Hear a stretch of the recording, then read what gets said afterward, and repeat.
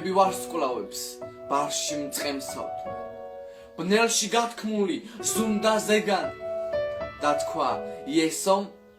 მამლის მესამე დაყევლებამდე ერთი თქვენგანი მიღალატებსო და შეკრთა მაშინ ჩვენი სერობა თითქოს სუფრაზე უცებ დაგვესწრო თვით ანგარება და პირფერობა ქრისტე კი ჩხილით ქეკავდა ნაცარს დასთამაშებდა პირზე ღიმილი და წიფდებოდა ღალატის მსგავსად ფანჯრის გადაღმა მამლის ყივი ზდუმილმა სული დაღალა იწურებოდა დათქმული ვადა და დაიყივლა ერთხელ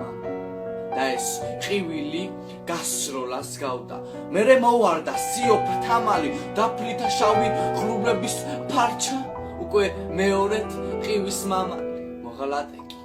არ ჩანს ნუ თუ მოთხოვდა შეცდა მოძღვარი ბრძენი მისანი სულის თამად